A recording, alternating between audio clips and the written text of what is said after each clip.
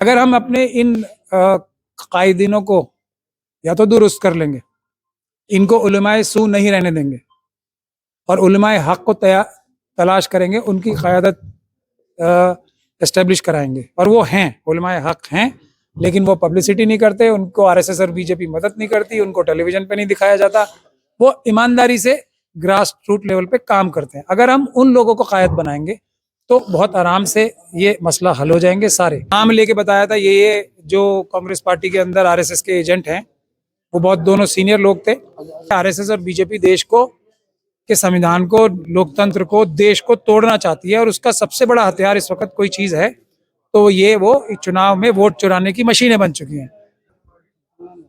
उमर खालिद के साथ जो लोग बंद हैं, उनकी सबकी उमर खालिद के बराबर या उनसे ज्यादा कुर्बानी थी।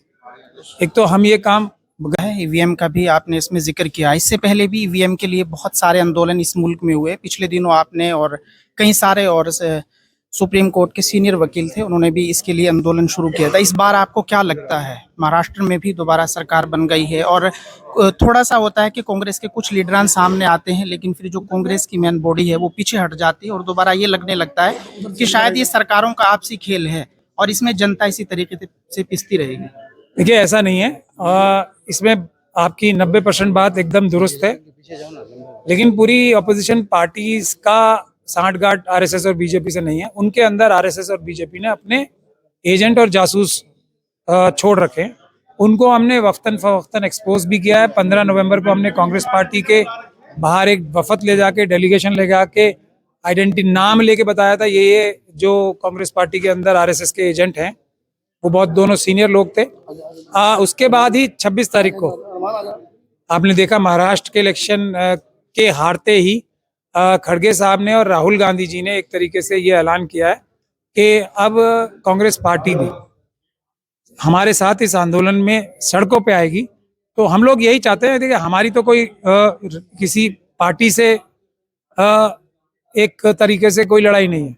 हमारा ये कहना है कि आरएसएस और बीजेपी देश को के संविधान को, लोकतंत्र को, देश को तोड़ना चाहती है और उसका सबसे बड़ा हथियार इस वक्त कोई चीज है तो ये वो चुनाव में वोट चुराने की मशीनें बन चुकी हैं।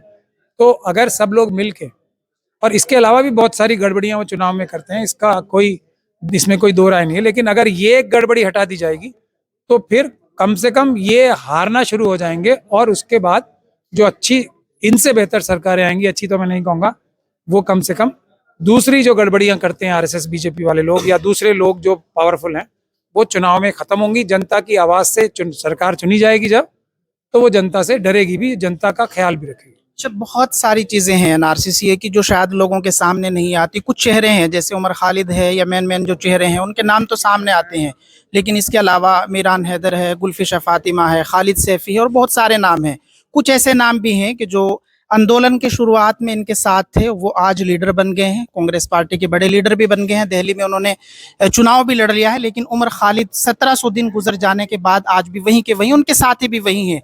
उनके लिए किस तरीके के एफर्ट्स लग रहे हैं, आपको क्या लगता है? सबसे पहले तो उमर खालिद के साथ जो लोग बंद हैं, उनकी सबकी उमर खालिद के बराबर या उनसे ज्यादा कुर्बानी थी। एक तो हम ये काम गलत करते हैं कि एक ही आदमी को बता देते हैं। उमर खालिद का सीएएनआरसी में उतना बड़ा रोल भी नहीं था जितना दूसरे लोगों का था, लेकिन उसको आरएसएस और बीजेपी ने निशाना बनाया क्योंकि उसके वालिद जमात इस्लामी में, इस वजह से उसको निशाना बना रखा। हालांकि वो खुद जो है वो लेफ्टिस्ट है, मतलब लेफ्ट की जो सोच है उसमें यकीन रखते हैं। तो एक इनको झूठा एक चेहरा चाहिए होता है, इसलिए उमर खालिद का नाम कर दिया। लेकिन वो सब लोगों की भी कुर्बानियां, कई लोग उनमें से ऐसे बंद हैं जिनकी कुर्बानियां उमर खालिद से कहीं ज्यादा है। उमर खालिद की तो एक स्पीच है बस। जिन लोगों ने एक्चुअली लाठियां खाई, गोलियां खाई, जिन पे कपिल मिश्रा और दूसरे आरएसएस और बीजेपी के लोगों ने हमले किए, वो भी जेल में बंद है।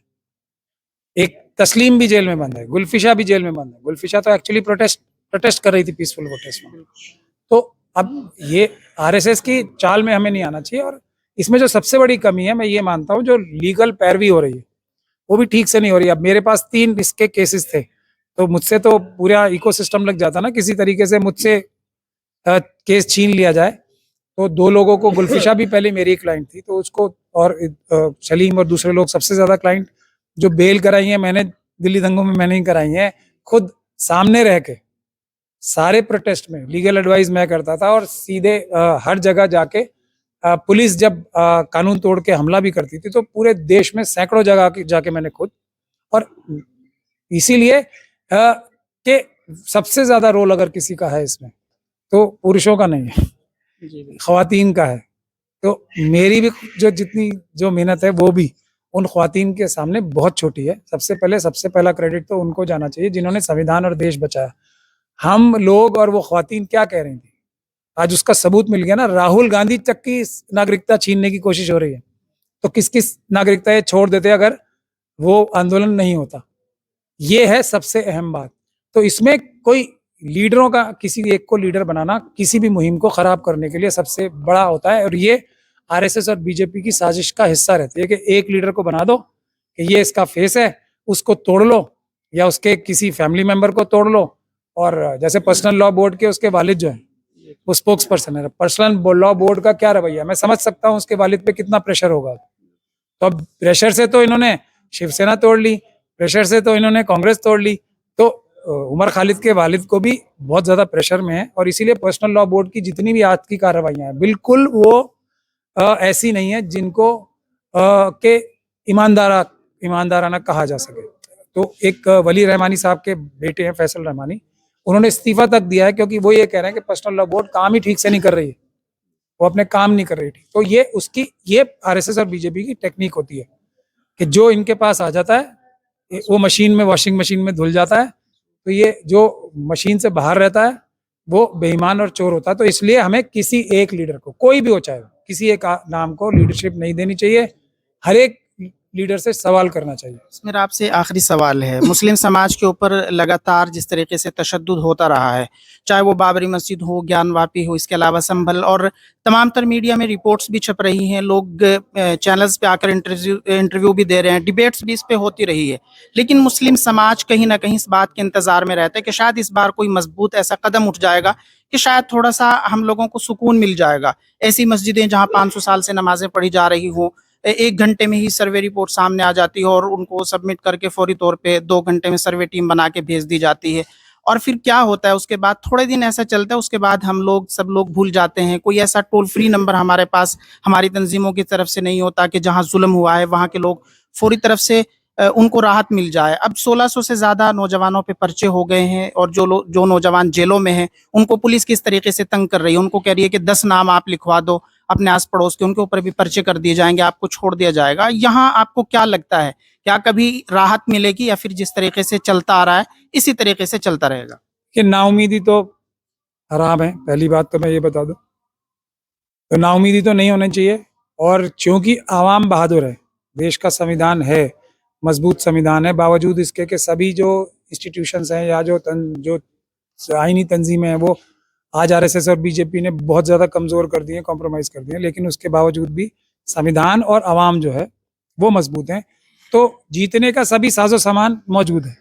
अब बुनियादी तौर पे हमें ये देखना है कि हम कौन सी ऐसी गलती है जो बार बार कर रहे हैं कि बार बार जीत हासिल करने के सारे सामान होने के बाद भी शिकस्त हाथ लगती है। और वो कम से कम मैं तो अपने मुंह से, बहुत दुखी मन से भी, बहुत दुखी दिल से भी इस चीज़ को उजागर कर रहा हूँ। और उसके लिए बहुत सारे लोग मुझसे नाराज़ भी होते हैं, लेकिन जब इंसाफ और बराबरी एक पड़ले में हो और दूसरा जो बुजुर्ग दिखाई देते हो उनकी इज्जत दूसरे तराजू में हो, तो मैं हर बार इंसाफ और बराबरी को ही चुनूंगा। इसीलिए मैंने अब बहुत बर्दाश्त करके बोलना शुरू किया है।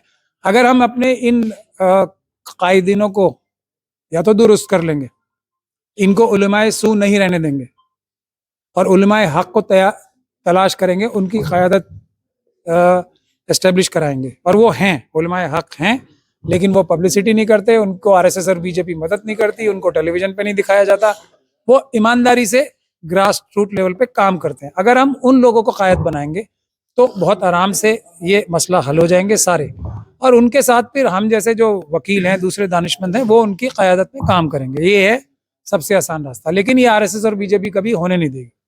यही इसका वो है। अब हमें ये देखना चाहिए ना कि एक तरफ तो जो लोग हैं जो कानून आइन के दुश्मन हैं वो क्या कर रहे हैं, हम उसको ही कोसते रहते हैं। हमने क्या किया उस पर ध्यान नहीं देते। हम अब मैं अपना एग्जांपल इसीलिए बार बार देता हूं कि मथुरा मस्जिद का केस मैं कर रहा हूं, उसमें आपने इतना बड़ा कोई हंगामा सुना?